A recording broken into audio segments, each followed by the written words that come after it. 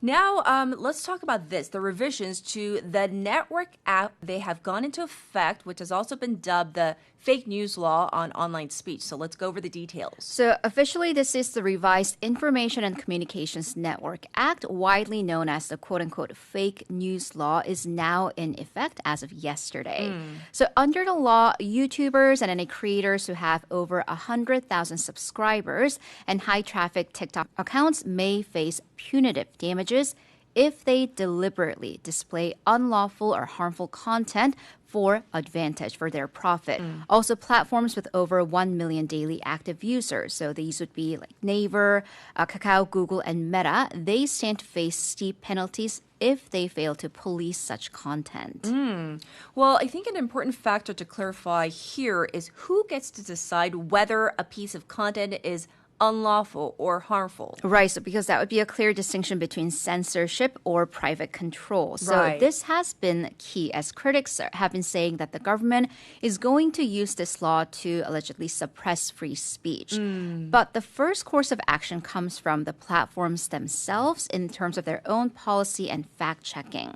For penalties, accounts that would be that maybe impose penalties, 과징금, the courts will be involved because the individuals who have been found guilty of posting illegal or falsely manipulated information in a court of law Yes. and found guilty of distributing such content repeatedly to make profits will be the ones that are penalized. So there's a whole process that we must get through before the penalties come into place. The government explained that this will not be for the average user, but for those who make money from ads or other forms of revenue on online platforms. Right. But still, there are concerns about the whole issue of freedom of speech and expression. There always are, right? So the key will be drawing that line between false information versus opinion or criticism. And because platforms themselves will be left to their own devices and their own terms, one post that's deemed to be in violation may not be on a different platform. So that's something to consider. So this could also lead to a form of kind of culture wars or ideological wars with people bombarding a particular post or a user and reporting them repeatedly to get them under the platform's radar. Yes. So experts are saying that the success of this new system will be how transparent the platforms are in disclosing their guidelines and also managing users' reports and objections. Once again, that law is now in effect. July is the worst month for food poisoning, and this is according to the scientists at the Food and Drug Safety Ministry. For the past 5 years, that's been the Yes. case.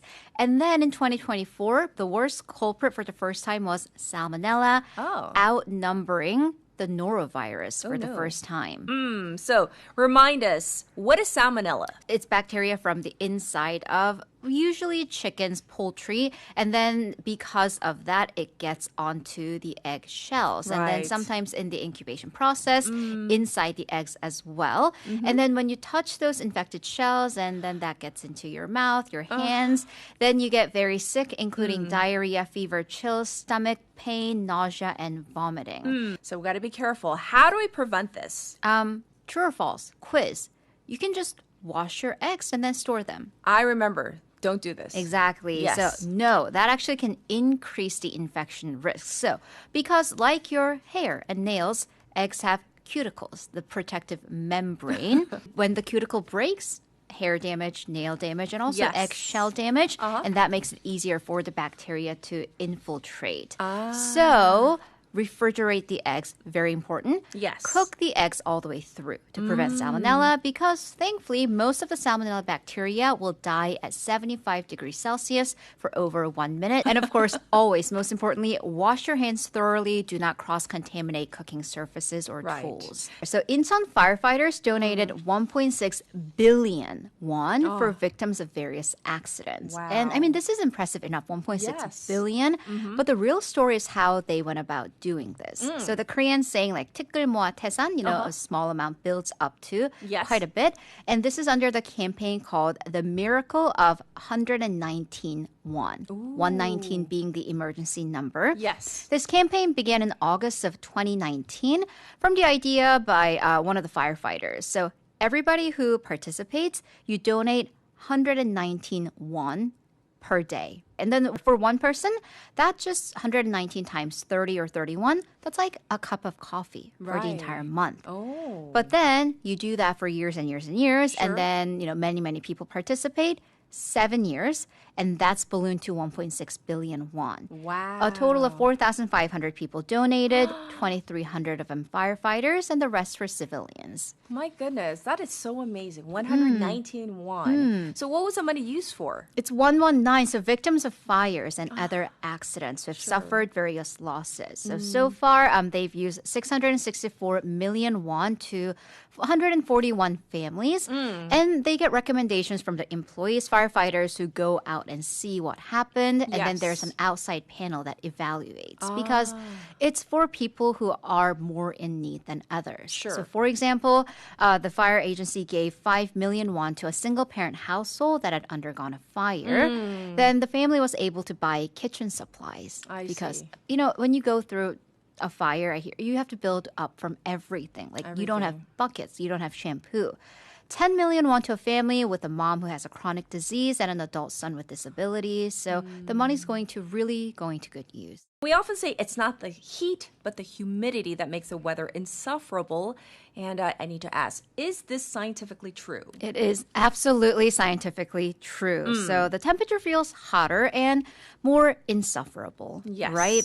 Because of the high humidity. And experts say that the humid heat wave not only raises the real field temperature during the day, but it contributes to these tropical nights. Yes, so let's talk about the science behind this humidity and basically how we feel the heat. So according to the Korea Meteorological Administration, the KMA, the humidity in Busan, also Chuncheon and Yeosu, exceeded 70% earlier this week. I also saw it at 90% at one point, so overall over 70%. Yes. So what that means is that the air is holding 70% of its maximum capacity of water or mist, 수증기. So for people and the temperature that we feel, the threshold starts at 55% of humidity, but for every 10% increase in humidity, the real field temperature, 체감온도, goes up by 1 degree Celsius.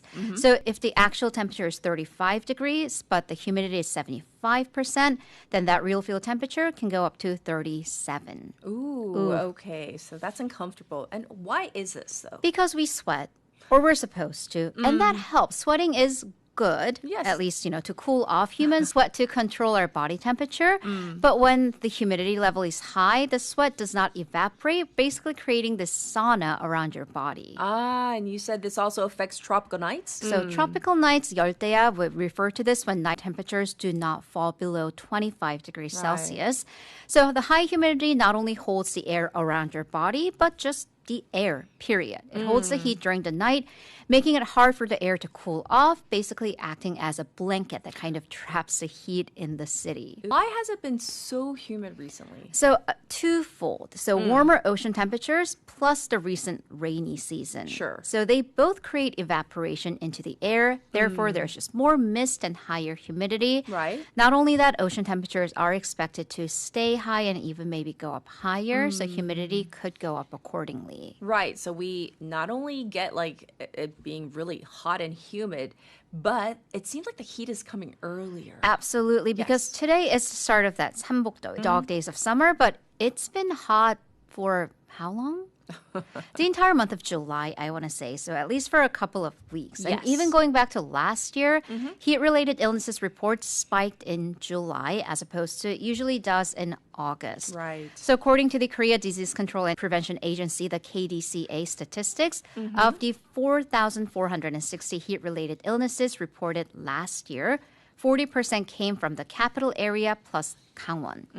Here, 11 people died in the area, accounting for almost 38% of all suspected heat-related deaths. Yes. So not only that, it was unique last year because 64% of the cases were reported in July.